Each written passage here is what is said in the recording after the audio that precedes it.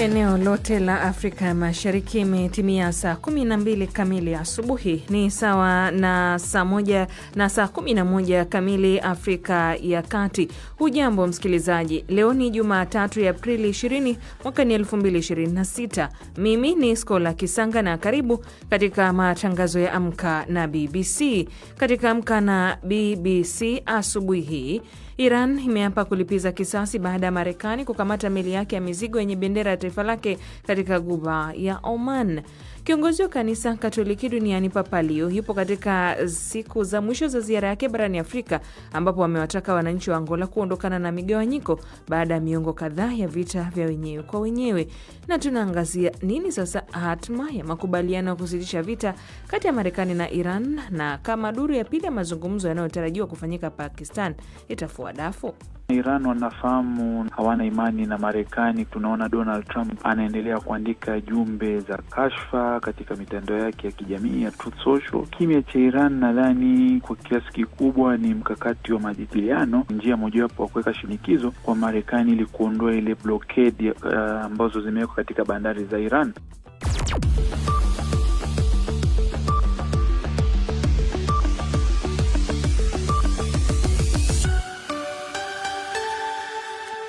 Lakini kwanza msikilizaji, ni muktasari wa habari za ulimwengu utakaosomwa kwako na mwenzangu Sarafina Robi. Sarafina, karibu. Asante sana Skola. Tukianza moja kwa moja ni kuwa Iran imeapa kulipiza kisasi baada ya Marekani kuzuia meli ya mizigo iliyokuwa na bendera ya Iran katika Ghuba ya Oman. Jeshi la Marekani linasema lilifyatua risasi kadhaa kwenye meli hiyo na kuzima injini yake baada ya kujaribu kupita kizuizi cha Marekani. Imeongeza kuwa meli hiyo ilipuuza maonyo ya mara kwa mara kwa muda wa saa 6. Msemaji wa jeshi la Iran ameuita utekaji nyara huo kwa uhalifu wa kutumia silaha na ukiukaji wa usitishaji mapigano. Mshambuliaji katika jimbo la Louisiana nchini Marekani ameuawa kwa kuwapiga risasi watoto 8 wakiwemo wanawe 7.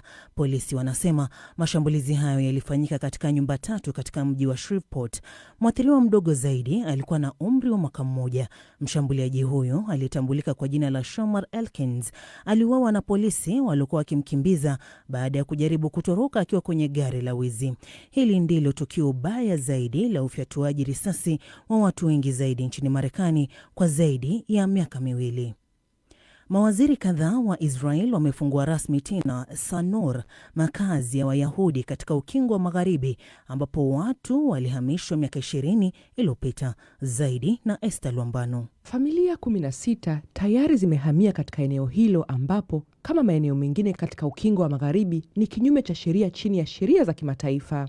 Waziri kutoka mrengo mkali wa kulia Bezalel Smotrich aliuambia mkutano kuwa makazi katika eneo hilo yanazika wazo la uwepo wa taifa la Palestina. Alisema serikali inapaswa sasa kuamuru udhibiti kamili wa Israel katika ukanda wa Gaza. Walowezi wa awali wa Sanur waliambiwa waondoke mwaka 2005 pamoja na wale wanaoishi Gaza. Upanuzi wa makazi katika ukingo wa Magharibi umeongezeka kwa kasi chini ya serikali ya sasa ya mrengo wa kulia. Ni Esther Luambano. Kwingineko ni kwa hifadhi ya data za vinasaba yani DNA zinazopatikana kibiashara zinatumiwa katika mahakama ya Uingereza kusaidia kutambua wanajeshi wa Uingereza waliozaa watoto nchini Kenya. Takriban watoto 100 kufikia sasa wamepatikana kuwa walizaliwa na wanaume waliohudumu katika kambi ya jeshi ya Nanyuki tangu miaka 1950.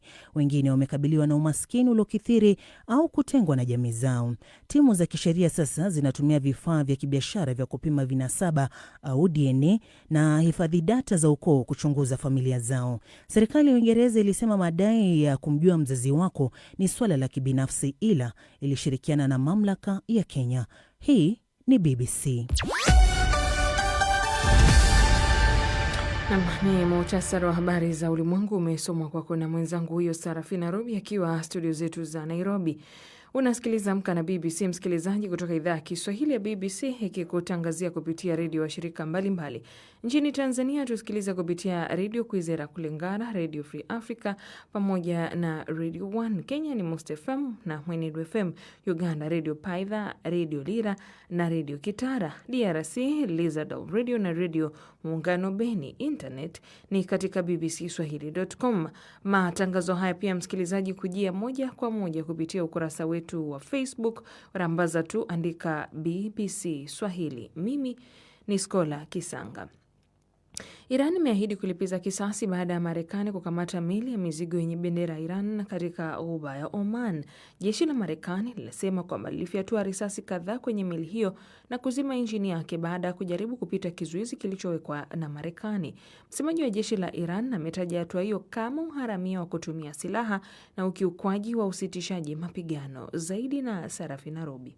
Rais wa Marekani Donald Trump anasema jeshi la wanamaji la Marekani limeikamata meli ya mizigo iliyokuwa na bendera ya Iran katika Ghuba ya Oman ilipokuwa ikijaribu kupita kizuizi cha majini cha Marekani. Alisema kifaa cha kukabiliana na makombora kinachodhibitiwa na Marekani kilitoa onyo kwa meli hiyo kusimama, na ilipokosa kusimama kikatoboa shimo katika chumba chake cha injini. Rais Trump alisema wanajeshi wa majini wa Marekani sasa wanaizuilia meli hiyo na kuongeza kuwa ilikuwa inazuiliwa kutokana na shughuli zake haramu za hapo awali. Hapo awali vikosi vya Iran vilisema vilikuwa vimeziambia meli mbili za mafuta kurudi kutoka katika mlango bahari wa Hormuz zilizokuwa zikisafiri chini ya bendera za Botswana na Angola. Siku ya Jumamosi, meli kadhaa zilisema zililengwa au kushambuliwa karibu na mlango bahari wa Hormuz. Kando na hayo, Rais Trump anasema wajumbe wa Marekani watawasili Pakistan leo hii kwa mazungumzo na Iran. Ikulu ya White House inasema wajumbe hao wataongozwa tena na makamu wa rais J.D. Vance na kujumuisha wapatanishi wake Steve Witkoff na Jared Kushner. Ila ripoti kutoka Iran zinasema viongozi wenye misimamo mikali wanapinga kuhudhuria maadamu Marekani kuziba njia za bandari za Iran kunaendelea. Rais Trump aliongeza kuwa iwapo mazungumzo hayo hayatakuwa yenye tija, Marekani itashambulia kila mtambo wa Iran na vilevile madaraja yake. Ibrahim Azizi, kamanda wa zamani katika jeshi la walinzi la mapinduzi ya Kiislamu ya Iran IRGC, aliambia BBC mjini Tehran kwamba hawatokubali vitisho vya Marekani. Hatuwezi kamwe. Tunajua hii ni haki yetu. Tunaandaa mpango ambao unafaa kuidhinishwa na bunge, ambao utakuwa na sheria za wazi kuhusu safari katika mlango bahari wa Hormuz, ambao utaidhinishwa na vikosi vya Iran. Ni taarifa yake Sarafina Robi. Kiongozi wa kanisa Katoliki duniani Papa Leo amewataka wananchi wa Angola kuondokana na migawanyiko baada ya miongo kadhaa ya vita vya wenyewe kwa wenyewe na kujenga pamoja taifa lao. Ujumbe huo aliutoa kwenye misa iliyofanyika katika uwanja mmoja nje ya mji mkuu na kisha katika eneo la Muksima linalotumika kwa hija, ambayo hapo awali kilikuwa ni kitovu cha utumwa kwa wale watumwa walikuwa wanapitishwa kwenye bahari ya Atlantic. Papa aliita Angola ni nchi nzuri lakini iliyojeruhiwa. David Nkia na maelezo zaidi. Tayari Papa Leo amewasili katika mji mkuu wa Angola, Luanda, kwa awamu ya 3 ya ziara yake Afrika iliyoanza Algeria na Cameroon. Leo ni Papa wa 3 kutembelea nchi hiyo yenye utajiri wa mafuta, ambapo karibu nusu ya wakazi wake ni Wakatoliki. Ziara ya Papa inakuja huku Angola ikipata nafuu kutokana na mafuriko ambayo yamesababisha vifo vya watu kadhaa. Watu wengi hapa wanatumai kwamba kuwepo kwake kutaleta tumaini jipya na faraja. Wito wa Papa Leo wa amani duniani pia utasikika huku taifa hilo la kusini mwa Afrika likiwa bado linatoka katika kivuli cha maisha ya kikatili ya zamani, ambayo ni vita vya wenyewe kwa wenyewe vilivyodumu kwa miaka 27 vilivyofuatia uhuru kutoka kwa Ureno. Papa Leo anatarajiwa kutembelea kanisa la karne ya 16 nchini Angola, ambapo Waangola walibatizwa kabla ya kuanza safari yao ya utumwa. Papa huyo hapo awali aliongoza misa kubwa katika mji mkuu wa Angola, Luanda. Kituo cha hivi punde zaidi cha Papa katika ziara yake ya Kiafrika kimejaa ishara nyingi. Makumi kwa maelfu ya watu wamemkaribisha katika eneo la Muksima kwa ajili ya misa karibu na kaburi ambapo wale waliohusishwa na utumwa walibatizwa. Pamekuwa ni mahali muhimu pa kuhiji kusini mwa Afrika na ukumbusho dhahiri wa maovu yaliyofanywa na wazungu kwa wenyeji wa taifa hilo. Ni taarifa yake David Nkia.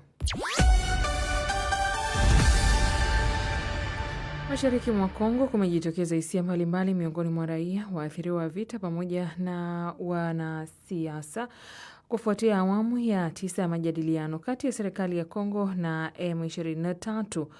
ambapo mafanikio makubwa yamepatikana katika kuachiliwa kwa wafungwa na ufuatiliaji wa usitishaji mapigano, lakini pia vikwazo vikubwa vimesalia kuhusu uwanja wa ndege wa kimataifa wa Goma na pia kipengele cha mahakama.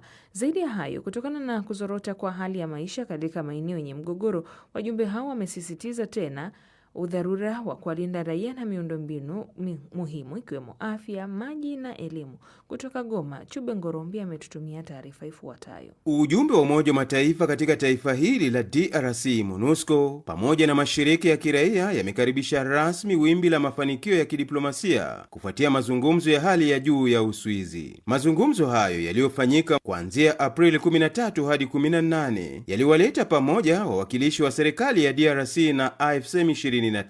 Hii ni sehemu ya mchakato mpana wa Doha unaowezeshwa na muungano wenye nguvu ikiwa ni pamoja na Qatar, Marekani, Umoja wa Afrika na Uswizi. Baadhi ya raia wameunga mkono mazungumzo hayo licha kuwa wengine wana mashaka dhidi ya utekelezaji wake. Moise Hangi ni mwanaharakati wa vuguvugu la Lucha. Ni kitu ya muhimu kama hiyo masikilizano ambayo imekuwa yatatekelezwa kwa ujumla. Tunajua ya kwamba sio mara ya kwanza M23 na serikali wanasaini hivyo vibarua. Kulikuwa ingine kibarua ambacho walisaini, ila hali kwenye uwanja hakuna kitu ambacho kilibadilika. Tunasubiri tuone hiyo kibarua kiheshimike. Hata hivyo, ushindi mkuu unaotokana na mkutano wa kilele wa wiki nzima ni kukaribia kuimarishwa kwa itifaki ya ufikiaji wa kibinadamu na ulinzi wa mahakama. MONUSCO ilisifu pande zote mbili kwa kujitolea kufikia haraka, salama na bila vikwazo vya kibinadamu, jambo ambalo baadhi ya vyama vya upinzani vimepokea kama moja ya njia muhimu ya kuimarisha usalama nchini Kongo. Laurent Kaungwa ni mwanachama wa upinzani unaounga mkono Martin Fayulu mashariki mwa DRC. Ni njia moja ambayo inaweza kuleta makubaliano na kusitisha vita kati ya M23 na government ya Kongo. Lakini Bwana Tshisekedi ni mtu ambaye tangia pale awali ni mtu ambaye hana msimamo wowote, na ile inaweza ikakuwa chanjo cha usababishaji wa kutokumalizika kwa vita. Pengine anaweza kajigeuka katika mpango yake. Kwa mamilioni ya raia walionaswa katika mapigano hayo ya mashariki mwa DRC, itifaki hii inaahidi zaidi ya chakula na dawa tu. Inajumuisha ahadi mahususi za kulinda wanawake na watoto na kulinda miundombinu muhimu kama vile hospitali na shule ili kusaidia ufuatiliaji wa muda mrefu wa kijamii na kiuchumi. Hatua hii imeshuhudiwa na wanasiasa wanaounga mkono Rais Felix Tshisekedi kuwa itasaidia pakubwa wananchi wa DRC walioathiriwa na vita. Ugiseka Pila ni mmoja wa viongozi wa chama cha UDPS mashariki mwa DRC. Na sasa sisi tunawaza kama ile inaweza kusaidia sana sana wakimbizi, inaweza kusaidia pia na kuachiliwa kwa wafungwa ngambo yote mbili, lakini kuko wafungwa wengine hawawezi wakaachiliwa. Hawawezi kuachilia mtu mwenye aliua watu. Ndio shida ile sasa, kwa sababu wenyewe walikufa ni watu, hawako wanyama. Na asante Chube Ngorombi kwa taarifa hiyo. Na sasa wacha niwasalimie mashabiki wa Arsenali. Acha niwapoze poze. Mbona furahi mimi sio Arsenal? Man U, Of course, ni Manchester. Man City.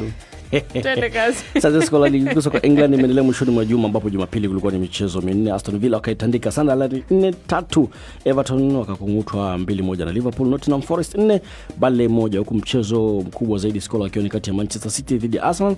Na sasa mbio za ubingwa bado zipo wazi baada ya timu hizi mbili, kwani Arsenal yupo kileleni na alama 70 huku City wakifuatia na alama 67, lakini wana faida ya mchezo mmoja mkononi. Wanasema huenda ikani yale yale Arsenal kuchukua ubingwa baada ya mbio za muda mrefu. Unaoga lakini wendi mjini uende. Leo hii ligi hiyo itaendelea kwa mchezo mmoja, Crystal Palace dhidi ya West Ham United. Kwingine kwa Bayern Munich wametoa taji la 35 la ligi hiyo Jumapili kwa kufunga Stuttgart kwenye uwanja wa Allianz Arena. Ukitajwa kama ni wakati mzuri zaidi kwa Munich baada ya wapinzani wa Borussia Dortmund kushindwa na Hoffenheim Jumamosi. Bayern walihitaji sare pekee ili kushinda taji la 13 katika misimu 14. Bayern walitoka nyuma na kuitandika Stuttgart 4-2 na kocha wa klabu hiyo Mbelgiji Vincent Kompany anasema nguvu sasa zinakwenda kwenye UEFA Champions League. Tennis ni rasmi, Imran Khan hata kuwepo kwenye ziara ya WTA kwa takriban wiki mbili zaidi kufuatia kujiondoa kwa michuano ya Madrid Open. Mwingereza huyu nambari 1 amejitahidi kukabiliana na ugonjwa uliosababishwa na virusi ambapo ulimpata kwa mara ya kwanza kwenye mashindano alipokuwa Mashariki ya Kati huko mwezi Februari. Inaarifiwa kwamba mshindi huyo zamani wa US Open mwenye miaka 23 amekuwa akifanya jitihada kurejea katika ubora wake na kuna uwezekano anahitaji muda zaidi kuweza kufanya vyema. Ukimwona mshabiki wa Arsenal Scholar usimsemeshe. Watu ukimshika bega anakuambia achia shati langu.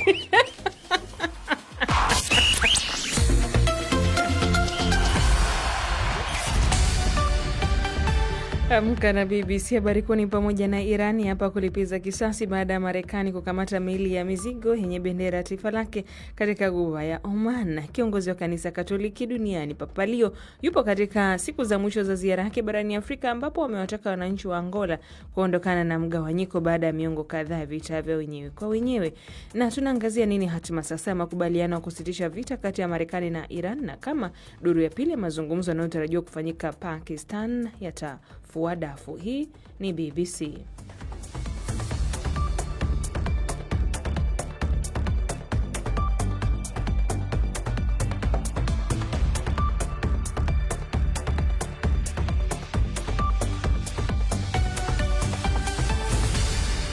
Imegonga saa 12 na dakika 16 asubuhi kote Afrika Mashariki, saa 11 na dakika 16 asubuhi Afrika ya Kati na baadhi ya maeneo ya maziwa makuu.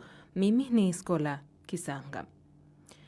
Nanyuki, Kenya ni nyumbani kwa mojawapo wa maeneo makubwa ya mafunzo ya kijeshi ya Uingereza nje ya nchi, ambapo maelfu ya wanajeshi wa Uingereza hufanya mazoezi kila mwaka. Kwa miaka mingi, karibu watoto 100 wamezaliwa na askari wa Uingereza eneo hilo. Baba zao wengi wameondoka. Sasa katika kesi ya kihistoria, wanasayansi na wanasheria wa Uingereza wanawasaidia kupata majibu kwa kutumia DNA na kuzichanganua.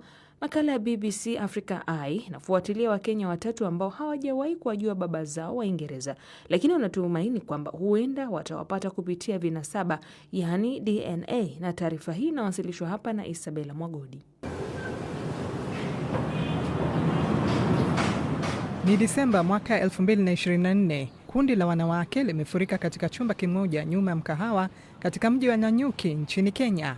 Kila mmoja wao ana mtoto anayeamini alizaliwa na mwanajeshi wa Uingereza, ambaye wanasema kwa sasa wametelekeza majukumu ya kuwatunza. So you guys have all been waiting very patiently, I see. Hamjambo, mmekuwa mkisubiri kwa uvumilivu sana. Naona nanyi watoto pia mnasubiri. Asanteni sana kwa kutusikiliza. Je, tuanze? Wako hapa kukutana na jopo la mawakili na wataalamu wa vinasaba wanaotafuta watu wa kujitolea kwa ajili ya mradi wa kisheria unaweza kubadilisha maisha yao. Wakili kutoka Uingereza James Neto na wenzake wako hapa kuchukua sampuli za DNA, kisha kutumia data za DNA kupitia historia ya familia almaarufu Ancestry, kuwatafuta kina baba wanajeshi ambao hawajulikani walipo. We will try as hard as we can. Tutajaribu kwa bidii yetu yote. Tutatumia kila chombo tulicho nacho. Tutaenda mahakamani mara nyingi tuwezavyo, lakini hakuna uhakika kwamba tutawapata baba wote waliohusika kwenye kesi hizi. Siwezi kuahidi kwamba tutawapata, lakini naweza kuahidi kuwa tutafanya kazi ya kuwasaka kwa bidii sana. Very, very hard for this. You see this little stick? Unaona hiki kijiti? Nitakiweka mdomoni mwako sasa. Sawa? Okay.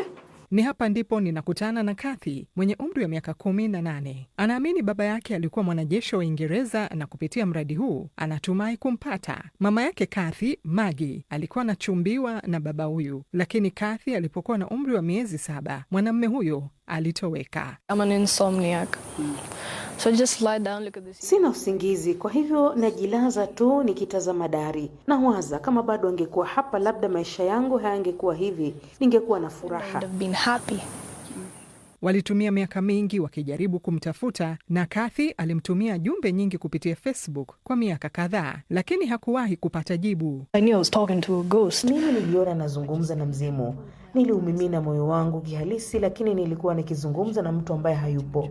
I was talking to someone who's not there. Kule jijini London, sampuli hizo zinaingizwa kwenye kanzi data za DNA. Wanapopata DNA inayofanana, wanafuatia uhusiano wa familia mpaka pale wanapomtambua baba husika. Hatua inayofuata, James anapeleka kesi ya Kathy pamoja na nyinginezo katika mahakama ya juu ya familia nchini Uingereza, Wales. Baba yake Kathy anathibitishwa kisheria. Kathy, hey, it's great to see you again. Kathy, mambo ni vyema kukuona tena. Unaendeleaje? It's nice to see you Hey, salama. All these bits of the... Uchunguzi wetu unaonyesha kabisa kuwa bwana huyu ana uwezekano mkubwa sana kuwa ndiye baba yako. Unajisikiaje kuhusu hilo? How do you feel about it? Ninaghafilika upande mmoja, sina matumaini, na kwa njia fulani nahisi matumaini. Yeah. Hii inamaanisha kwamba jina la babake linaweza kuingizwa katika cheti chake cha kuzaliwa na Kathy ataweza kujiandikisha kupata uraia wa Uingereza. Kwa akina mama wenye watoto chini ya miaka 18, sasa wanaweza kudai pesa za matunzo ya watoto. Nothing like this has ever been done before. Hakuna kitu kama hiki kilichowahi kufanywa hapo awali. Kesi za kiwango hiki zote kusikilizwa kwa wakati mmoja, na kiunganishi cha kesi hizi ni kwamba wote wako kwenye jeshi la Uingereza. Naam, hiyo ilikuwa siku nzuri sana mahakamani. Nina furaha sana kwa niaba ya hao watoto.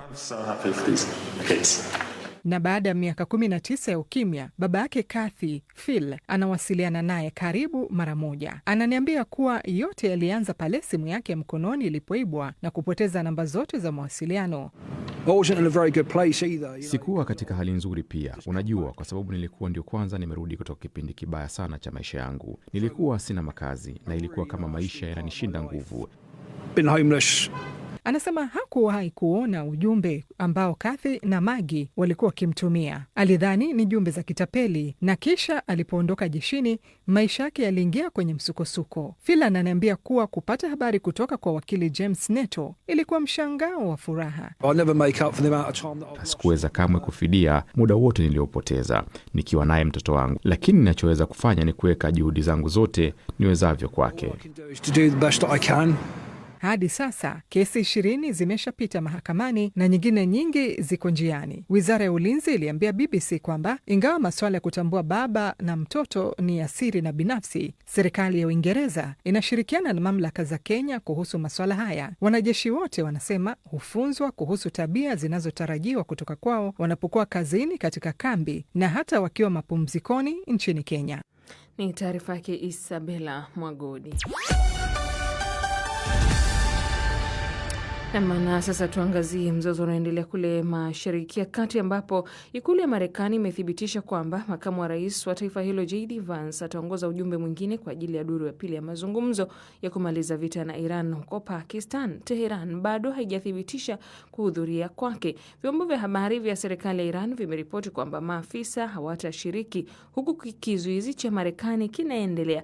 Sasa hii inamaanisha nini katika juhudi za kumaliza vita vya Marekani na Iran? Muda mfupi uliopita nimezungumza na mchambuzi Nicodemus Minde. Nadhani ni hatua nyingine muhimu katika meza za mazungumzo, kwani majadiliano mara nyingi hayafanikiwi kwa mara ya kwanza, bali yanafanikiwa kwa muda ambao tunaona kama majadiliano yakiendelea labda kwa wiki kadhaa ama miezi kadhaa.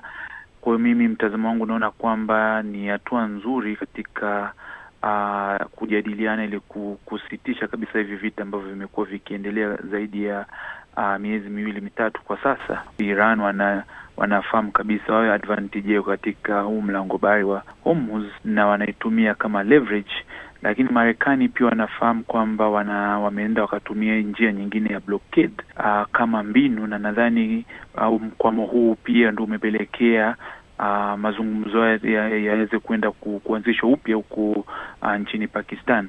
Tunaona kwamba Marekani chini ya Donald Trump wamesema watamtuma makamu wa rais JD Vance kujumuika pamoja na wale Steve Witkoff pamoja na Jared Kushner ambaye ni mkwe wa Donald Trump, kama mbinu tu ya kuonyesha kwamba wako tayari kuendelea mazungumzo. Lakini tunaona kwa upande mwingine Iran kidogo wanafahamu ama wanasita katika ni mbinu gani watumie ili aidha warudi ama wasiendelee katika mazungumzo haya. Na hapo kwa Iran, wao mpaka sasa hawajathibitisha kama watashiriki. Hii inaleta picha gani ama inaashiria nini hasa? Kwa mtazamo wangu naona Iran wanafahamu na wanafahamu kwamba hawana imani na Marekani, kwani tunaona Donald Trump, rais wa Marekani, anaendelea kuandika jumbe za kashfa katika mitandao yake ya kijamii ya Truth Social pamoja na maeneo mengine na kutoa kauli za kejeli.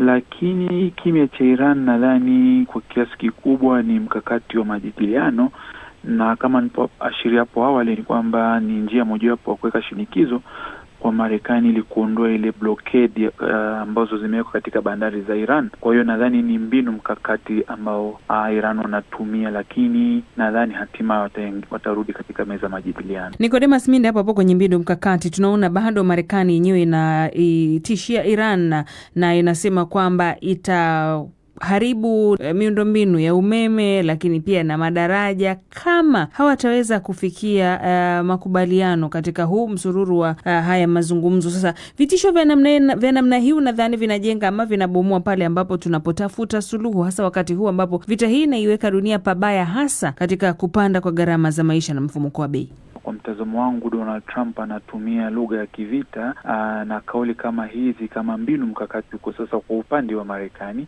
ili kuishinikiza Iran kurudi katika meza mazungumzo, na lakini pia naona ni mbinu ya kuipa pressure Iran kufikia makubaliano, kwani tumeona kauli kama hizi. Lakini pia kwa kiasi kingine ukiangalia katika hadhira ya umma wa Marekani, kuwa na kauli kama hizi zinaweza kuonyesha ile nguvu, ubabe, na kuonyesha kwamba Marekani bado wana uzito na ushawishi katika anga za siasa za kimataifa. Kwa hiyo mimi nawaziona kwa pande mbili. Umoja ni kushinikiza Iran, lakini pia kwa upande wa pili inalenga hadhira ama umma wa Marekani. Tunaona Iran imekuwa ikinyoshea kidole Marekani ikisema yeye ndo ambaye anakiuka ile makubaliano usitishaji mapigano. Yanapotokea mambo kama haya yanaonekana ni kutunishiana misuli. Suluhu ya haraka unaiona? Ukiangalia mbinu za kivita, hali kama hii mara nyingi inakuwepo kwamba pande mbili za kivita wanatunishiana misuli,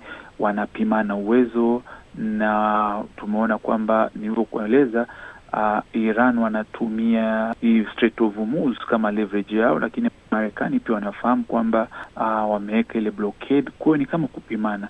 Lakini mustakabali wake nadhani ni kwamba mambo haya inabidi wakubaliane. Ndio maana mazungumzo yameitishwa huko Pakistan, japo Iran bado hajathibitisha kwamba watakwenda au la, lakini mimi kwa makisio yangu naona kwamba Iran kutokana na hii pressure ya kidunia pamoja na hali ya kuzorota kwa uchumi wa dunia pamoja na kupanda kwa gharama ya mafuta na mambo mengine, nadhani itakuwa ni busara wao kurudi katika meza mazungumzo. Naam, kwa kumaliza tu Nicodemus Minde, tunajua nguvu ya bunge la Marekani, hasa lile bunge la Congress, lakini je, unaona lina uwezo kiasi gani kuweza kumfunga mikono Rais Donald Trump asiweze kuanzisha mashambulizi kamili dhidi ya Iran?